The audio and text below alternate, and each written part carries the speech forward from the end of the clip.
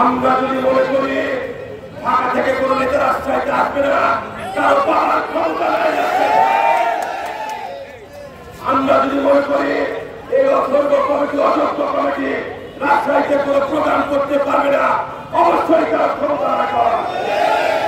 আমরা এতদিন ধরে কেন্দ্রের দিকে এবং আমাদের নেতা তারেক রহমানের নেতার দিকে আমরা তাকিয়ে আছি। এখনো তারেক রহমানের নেতৃত্বে আমরা আছি, দেশনেত্রী বেগম খালেদা জিয়ার নেতৃত্বে আছি। আমাদের নেতা তারেক রহমান আমাদেরকে যে নির্দেশনা দেন সেইভাবে আমরা পথ চলতে পারলাম। তারেক রহমান এবং দেশনেত্রী বেগম খালেদা জিয়ার বাইরে আমরা সংগঠন করতে পারবো না, করিনি, করবো না কোনদিন। আর যারা তারেক রহমানের সম্বন্ধে বাজে স্লোগান দেয়, দেশনেত্রী বেগম খালেদা জিয়াকে 15 ফেব্রুয়ারি নির্বাচনে যে ব্যক্তি দেশনেত্রী বেগম খালেদা জিয়াকে কারো পতাকা প্রদর্শন করেছিল আর তারা বিএনপির নেতা, লজ্জা লাগে আমাদের।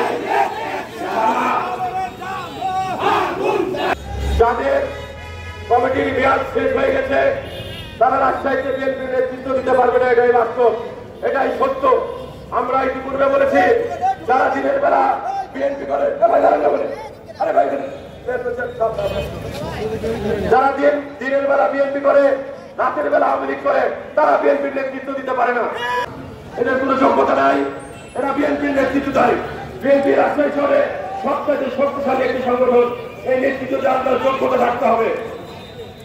আজকে এই মানবকর্ম থেকে বলছি অনতিবিলম্বে কেন্দ্র থেকে আওয়ামী লীগের দোষকদের বাদ দিয়ে পরীক্ষিত এবং ত্যাগী নেতাদেরকে দিয়ে নতুন ভাবে বিএনপি গঠন করবেন, এটাই আমাদের দাবি। কারণ আপনারা দেখেছেন বিএনপিকে কোনো সভা সমাবেশ করতে চাই নাই, একদিনের সভা 3 দিনে করতে দিয়েছে। বিএনপি সমাবেশ ডাকলে শেখ হাসিনা হট করে রেখেছে। বিএনপিকে ধ্বংস করার জন্য শেখ হাসিনা অনেক পায়তারা করেছে কিন্তু পারে নাই। বিএনপি শিকড় অনেক গভীরে, অনেক গভীরে।